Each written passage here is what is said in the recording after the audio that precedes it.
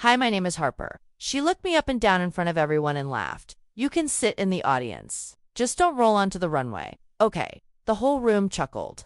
My hands tightened around the arms of my wheelchair, but I didn't say a word. I didn't cry. I just smiled because I knew something she didn't. If this already made your blood boil, just wait till you hear what the designer said next. Like, share, and subscribe now, because this isn't just a story. It's a lesson they'll never forget. The show was packed. Cameras, influencers, buyers from luxury brands, all watching my sister's big debut as she bragged about being the next big thing in fashion. She strutted around backstage like she owned the place, acting like my presence was a favor. "Don't get in anyone's way, Evelyn," she said, without even looking at me. "We already have enough attention on Real Beauty tonight." Everyone laughed again. Her models, her friends, even the interns. What none of them knew was that I wasn't just her sister, I was the silent co-designer of the featured collection. Yeah, the one she was showing off as her original vision. That was mine. Every single sketch, color blend, fabric choice, all mine. I'd been designing from my small apartment, quietly working on concepts my sister couldn't even pronounce, while she networked and took credit. But I didn't fight back. I let her wear the crown until the moment came. As the final model walked the runway, the audience applauded wildly. Then the designer, the real lead designer of the brand, stepped on stage. And with one sentence, he shattered her world. He took the mic, smiled at the crowd, then turned to my sister and said, "Before we end tonight, there's someone we need to thank. The real visionary behind this collection. Evelyn." The room froze. My sister's fake smile shattered instantly. Murmurs spread like wildfire. People looked around, confused. "Evelyn," someone whispered, "the girl in the wheelchair." And then he pointed directly at me. "She's not just the inspiration, she's the creator. Every fabric, every cut, every concept hers. This collection exists because of her mind." My sister's face turned white. I saw panic flood her eyes, like she'd just watched her entire career collapse in slow motion. She tried to step in, interrupt, but the designer continued. "She was overlooked, mocked, and even laughed at in this very room tonight. But none of that changes the fact that you've all just applauded her genius." The crowd started clapping again. This time louder, real. People stood up, phones came out, cameras turned toward me. My sister stood frozen. Her fiancé tried to escort her off stage, but she brushed him off. Stunned, humiliated in front of everyone she used to show off for.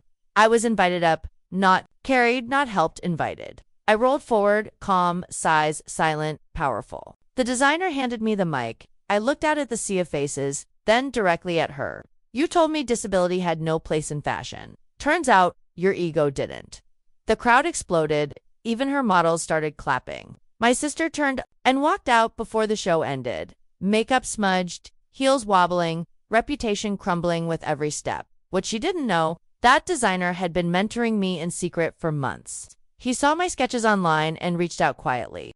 I said nothing, let her believe I was just tagging along for her big day. But this wasn't her day, it was mine. I didn't follow her out. I didn't need to. Because the second she left that room, she wasn't the star anymore. She was just a shadow in a spotlight she didn't earn. Meanwhile, people were forming a line, not for selfies with her, with me. Magazine editors, buyers, journalists, even a well-known wheelchair-inclusive brand ambassador walked up and said, "We've been waiting for a voice like yours in this industry." I looked around the room that once made me feel like a burden. Now, I owned it one by one. The same people who had laughed earlier came up to apologize. "We didn't know. We were just following her lead. You're honestly a genius." I smiled at them, not out of pride, but because I had stayed quiet long enough, and now they were finally hearing me. Later that night, I was sitting backstage when my phone buzzed. It was a text from my sister. "You humiliated me. Congrats. Hope it was worth it." I stared at it. No anger, no regret. I just typed, "You did that to yourself? I just stopped covering for you." She didn't reply. 3 days later, an article dropped. How a disabled fashion genius stole the spotlight and shook the industry. My face was on the cover. Offers poured in, collaborations, speaking events, brand partnerships. I went from being her wheelchair-bound sister to Evelyn, the designer everyone wanted. But the best part, she wasn't invited to any of it, because when the world finally stood still to listen, I didn't raise my voice. I just let the truth speak louder than her applause. Weeks passed, my calendar was packed. Paris, Milan, New York, every fashion capital wanted a piece of me, but not because of sympathy. They wanted me because I delivered.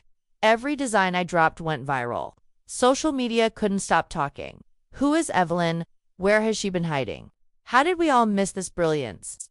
My story wasn't just about fashion anymore. It was about power, silence, and how underestimation can be a weapon if you know when to strike.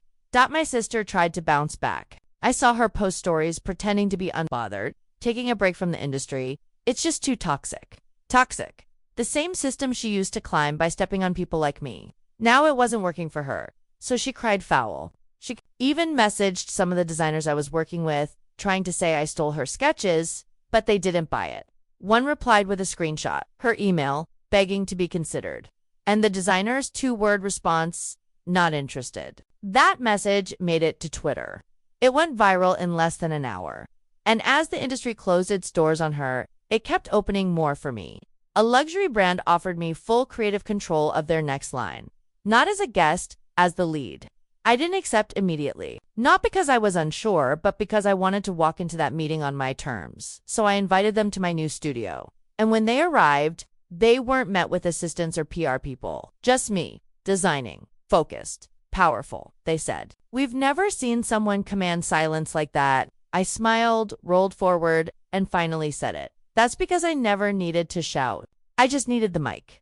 My sister watched it all unfold. Every billboard, every launch, every runway where my name echoed louder than her ego. She didn't just lose her spotlight. She watched me build one she could never touch. And I did it, without saying a single cruel word back.